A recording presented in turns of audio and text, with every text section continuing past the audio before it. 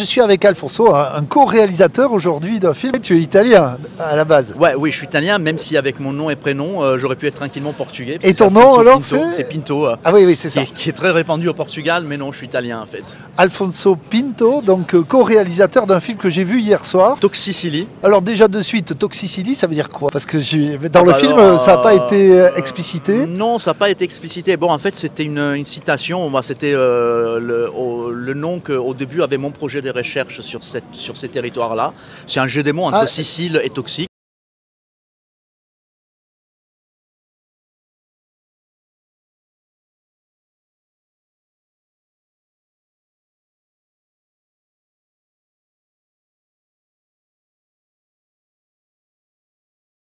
Alors moi à la base je suis un chercheur en géographie et culture visuelle. Ouais. Et disons que depuis les débuts de ma carrière en tant que chercheur, j'ai toujours mis en avant les cinémas. Plutôt vraiment comme instrument pour essayer de comprendre certaines choses, notamment notre rapport à l'espace et au temps.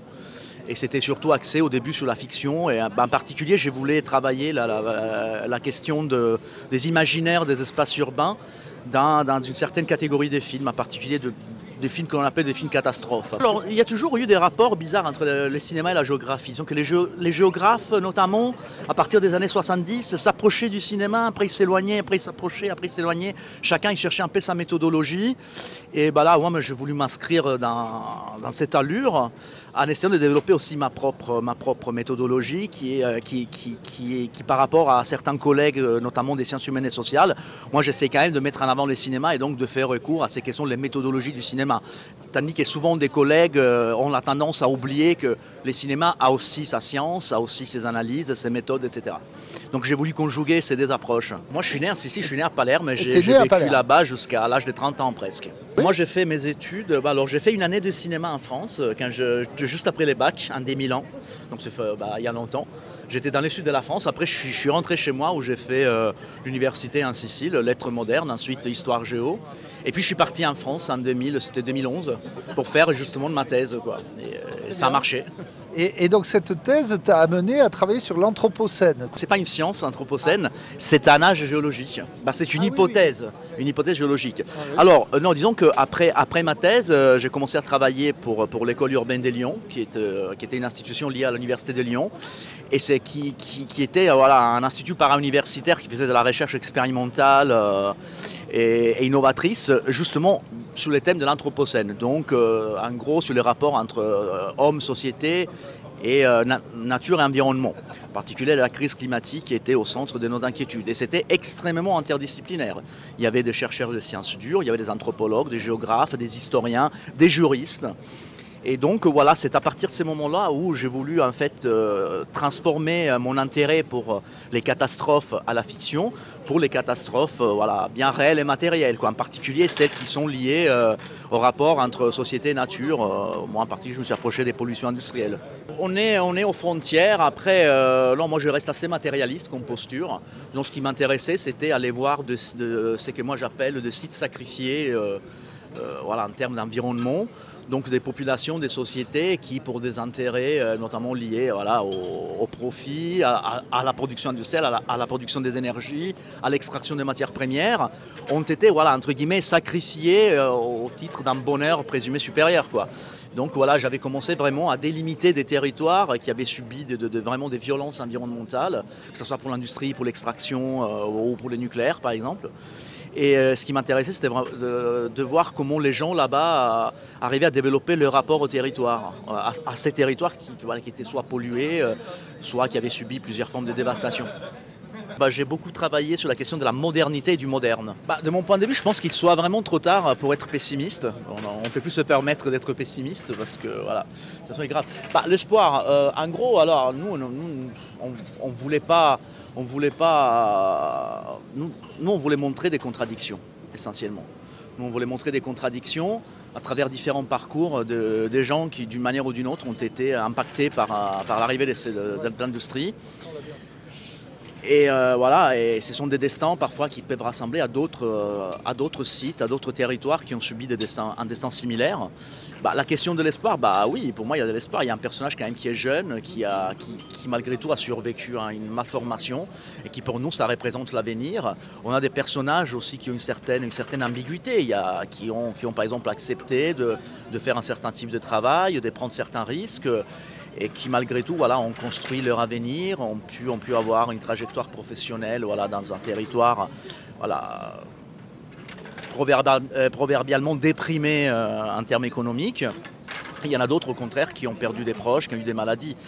Notre idée, voilà, c'était ça, c'était de dire, ok, voilà, il y a la pollution, il y a un écocide vraiment qui a eu lieu. Mais voilà, c'est compliqué. La définition d'un écocide, c'est un terme désormais qui rentre dans les cadres juridiques.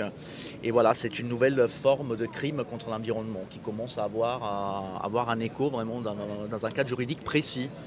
Tandis qu'avant, les législations étaient encore un peu défaillantes. Aujourd'hui, on fait des progrès pour avoir une forme de reconnaissance légale de ce que ça peut être un crime environnemental. Donc considérer des sujets juridiques, l'air, l'eau, la mer, la rivière, etc. Après, on vit dans une époque où on met les cides partout, féminicide, homicide, écocide, biocide, topocide, urbicide, voilà.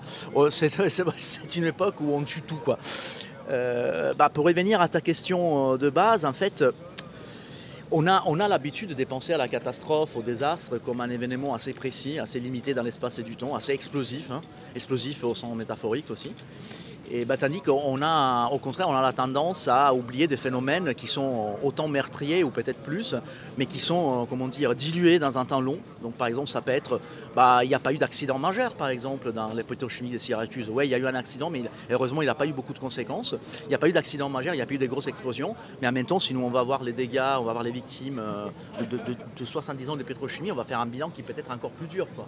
Et ça c'est un problème temporel qu'on essayait de mettre en exergue, en disant voilà, il faut pas s'arrêter à cette idée des catastrophes comme quelque chose voilà, qui fait du bruit, qui explose, qui débute et qui finisse. Parce que la modernité industrielle, c'est celle qui nous a appris à vivre avec des catastrophes de long terme. On est en Sicile. On est en Sicile, on est sur un complexe pétrochimique gigantesque, un des plus grands européens, je crois. Oui, alors là, il est l'un des plus grands en termes de surface, mais disons que dans les années 70-80, c'était vraiment même les plus importants d'Europe. Là maintenant, il n'est plus les plus importants, mais quand même, il reste quand même énorme. Hein.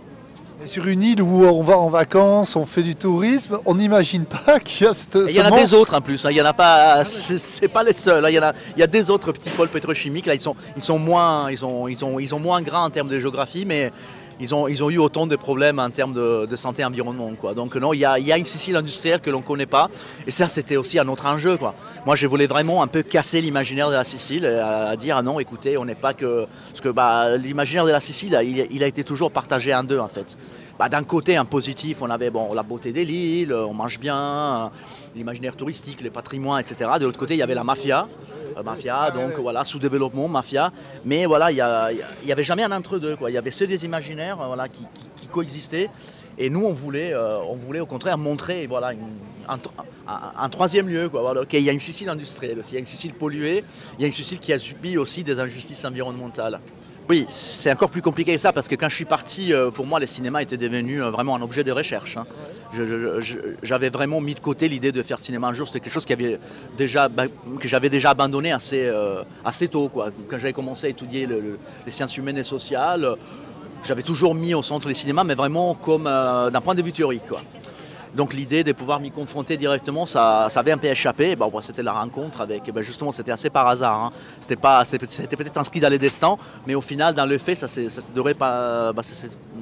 arrivé par hasard. Mais bon, j'ai rencontré François qui avait travaillé sur un autre site pollué en Russie, auquel j'étais très intéressé.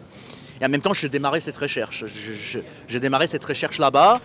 Voilà, je venais de découvrir ce territoire parce que moi je suis né à Palerme qui est de l'autre côté de l'île. J'étais au courant bien évidemment qu'il y avait un pôle pétrochimique là-bas. J'étais passé quelques fois mais j'avais vraiment pas aucune idée de l'ampleur des problématiques. Vraiment c'est quelque chose qui m'échappait. Et du coup voilà, en discutant avec François un peu au hasard, je lui avais montré des photos et tout. Il m'a dit écoute, il faudrait qu'on aille voir quoi. Je lui ai dit est-ce que je peux venir avec toi? J'ai dit bien sûr avec plaisir. Et quand on est arrivé sur place, moi ça faisait vraiment la deuxième fois que j'explorais ce territoire. J'étais avec lui et on était sidérés par tout et il m'a dit il faut qu'on fasse un film là. Est-ce qu'il y a eu un déclencheur, quelque chose de très précis que tu peux dire, par exemple ces enfants qui sont morts très jeunes, parce qu'on a dans le film à un moment il y a on a été attirés immédiatement par les paysages. Quand on arrive là-bas, c'est vraiment pas facile de rentrer en contact avec les gens. Si c'est très facile, mais c'est très difficile d'aller aller enquêter sur la question santé, maladie, environnement. Alors là, vraiment, il y avait des résistances. Donc forcément, les premières fois qu'on arrivait là-bas, on avait déjà quelques petits contacts, quelques activistes, mais en gros, la première chose qui nous avait vraiment impacté, c'était les paysages. Ces paysages détruits. C'était paysages mixtes en fait, parce qu'il y a les usines en activité. Donc avec tout ce qu'on peut imaginer, donc les fumées, les torchères, cette espèce de monstre de ferraille. Après il y a les usines abandonnées, parce qu'il y a beaucoup d'installations qui ont été abandonnées. Et donc ça a renforcé un petit peu cette ambiance des post-apocalypse. Et il y a tous ces territoires... Les zones de déchets là, les zones... Il y a plein de zones, plein de déchets et tout. Il y a vraiment cette espèce de tiers-lieux, de territoires abandonnés entre ces villes, où même les habitants ne vont jamais. Le stade de foot là. Le stade de foot, ouais, ça c'est hallucinant, mais il n'y a que des bosses, on ne comprend pas bien pourquoi. Parce que c'est des déchets toxiques qui ont été enfouis dans les années 70 à sa construction. Et donc du coup, il y avait cette espèce d'idée des wastelands industriels. C'est vraiment, pour moi, c'était un décor de science-fiction. C'était vraiment un décor de science-fiction, ces ruelles de campagne où personne n'allait, où ça puait tout le temps, où il y avait même un peu comme à Tchernobyl. Et moi j'ai vu des renards, j'ai vu des animaux qui étaient là malgré la pollution, parce qu'effectivement ce sont de... Et puis au milieu de ces néons industriels, on voyait des pêcheurs tranquilles devant une décharge industrielle avec leurs cannes à pêche. Des baigneurs, oui. Alors les baigneurs, ils étaient en dehors de la rade, mais nous vraiment dans la rade qui est la zone la plus polluée, j'ai vu des gens qui faisaient même de la pêche sous-marine, quoi. Donc ils plongeaient au milieu de... Voilà, apparemment les poissons ils sont très gros. Des niveaux... Oui, alors moi, bien évidemment, en étant chercheur, la première chose que j'avais fait, c'était évidemment de faire mon travail. J'avais cherché dans la littérature, j'ai essayé de reconstruire l'histoire industrielle, j'avais contacté d'autres chercheurs des sciences dures, des biologistes, des gens qui travaillaient sur les sciences de la vie, justement pour essayer d'avoir une vision plus ou moins objective et scientifique de la question environnementale. Effectivement, elle était assez terrible malgré les débats.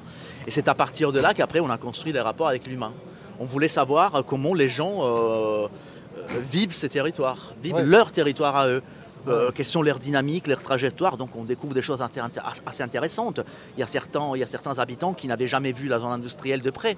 Ils y passaient toujours, c'était une trajectoire quotidienne, mais ils se sont jamais enfoncés, donc ils ne savaient pas où c'était ça, ils ne savaient pas où c'était ça. Et paradoxalement, c'est parfois nous qu'on les a amenés. Et d'autres, ils les connaissaient très bien, au contraire, ils avaient exploré, etc. Voilà, donc on a mis en scène cette zone à travers ceux qui la fréquentent, qui l'habitent, même ceux qui n'y vont pas, mais qui habitent à proximité. Donc c'était un discours un peu d'absence et présence qui nous a beaucoup guidés. L'économie de la zone est encore, malgré une baisse de l'activité, l'économie est encore en grande partie liée à la pétrochimie, ce qui est paradoxal parce que Syracuse, elle est là, et donc Syracuse, elle a déjà une économie liée au tourisme, etc., etc. Mais quand même, on parle d'un secteur économique qui fait plusieurs milliards d'euros chaque année de PMB, de PIB, pardon. Et donc voilà, on comprend l'importance. Là, il y a 10 000 personnes qui sont plus ou moins employées directement ou indirectement. Le classement de ces territoires qui est classé SIN, site d'intérêt national pour la dépollution, il inclut 4 communes, c'est Augusta, Priolo, Melilli et Syracuse. Et donc au total, ça fait 180 000 personnes qui font objet de surveillance épidémiologique et qui, en théorie, leur territoire devrait faire l'objet d'une dépollution qui n'a pas lieu. Qui n'a pas lieu, et depuis 1997, je crois, il y a... Non, on en parle, mais sauf le démantèlement de quelques usines qui s'est fait vraiment dans les sites industriels. Tout ce qui sont les facteurs environnementaux comme l'eau, la mer, l'air, etc., non, ils ont jamais été dépollués. Là, on est qu'au début de l'aventure quelque part. Vous avez fait le film, mais c'est pas fini. Là, j'ai l'impression que toi, en tout cas, tu as envie de continuer. Non, moi j'ai envie de continuer. J'ai envie de continuer sur ces sujets-là, dans d'autres territoires, mais aussi dans ces territoires-là. Ouais. Moi, j'ai découvert un monde, mais vraiment un monde. Le film n'est qu'une partie du travail que moi j'ai fait. Ouais. On a, à part ce qu'on a filmé, moi j'ai 2 heures et 2 heures d'interview, même avec d'autres personnages, et qu'on n'a pas pu mettre pour des raisons qui sont tout à fait évidentes, parce que un film, on aurait pu faire une série. Il y a des thèmes comme par exemple la question des déchets toxiques. Donc moi j'espère d'arriver à faire un bouquin aussi. Un bouquin qui, par contre, n'a pas du tout une prétention scientifique. Moi, je vais partir vraiment sur un truc plus subjectif. C'est vraiment un territoire auquel je me suis attaché viscéralement. C'est un territoire que moi j'aime, qui m'émanque. C'est ton territoire, quelque part. C'est tes racines. Oui, même si non, parce que moi j'ai découvert ce territoire en 2019. Oui, sauf que tu y es né, que ta famille... Moi je suis né en Sicile. Alors, la Sicile est grande. La Sicile est grande. Il faut vraiment considérer que moi je suis de la partie ouest de la Sicile. Et là on est à l'est. Et juste pour vous faire comprendre, quelle surface, moi j'arrive là-bas... Si grand que ça, il y a combien d'habitants en Sicile? 5 millions. Ah oui, d'accord. Donc moi quand je vais là-bas, je suis les Palermitains parce que les gens me reconnaissent par l'accent. Ah, d'accord. Donc je me suis vraiment approprié d'une certaine manière. Donc c'est pas vraiment ton territoire. C'est pas vraiment mon territoire, mais il est devenu au fur et à mesure. Moi j'ai vraiment un attachement viscéral, soit avec les gens, essentiellement avec les gens qui m'ont vraiment donné beaucoup, ces personnes-là, mais aussi vraiment avec les territoires. Parce que comme je disais aussi hier, après la Projo, malgré tout, malgré cette dévastation incroyable, c'est un territoire bellissime. Vraiment, parfois on a du mal. Si on arrive à fixer un point, par exemple, du côté de la mer, on fait abstraction, on a carrément envie de se baigner. Après, on tourne le regard, on voit les usines et tout. On dit non, mais il faut se calmer. Mais voilà, c'est ça qui fait de la rage. Et je dis, mais pourquoi on est arrivé à ça, quoi. Il y a des vestiges grecs, par exemple, au milieu des usines, quoi. Donc en gros, pour conclure, là on va essayer de conclure ce long interview, mais passionnant, et on aurait pu continuer, moi j'aurais aimé continuer, et là peut-être qu'on peut continuer à aller sur cette île en touriste. Mais moi j'organise des tours, hein. Ah. J'ai ramené des étudiants, des chercheurs, et même des associations par exemple pour l'environnement qui faisaient des balades à la campagne. Alors, moi je les ai menés devant les usines. Tu vas nous donner tes liens et on va les mettre sous la vidéo qui va être diffusée. Tu vas nous donner pas mal d'informations pour qu'on puisse, à tous les auditeurs et spectateurs de cette vidéo, leur dire d'aller plus loin. Je voulais conclure avec ça. Voilà, les gens vont pouvoir continuer l'aventure qui a démarré là. Peut-être en allant en vacances à Syracuse, les Biarros vont peut-être partir en vacances.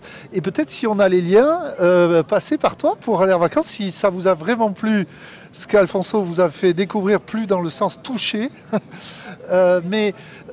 Voilà. Patrick essaie de me couper parce que je suis très lent, mais tu as raison. Alfonso, merci. Merci beaucoup.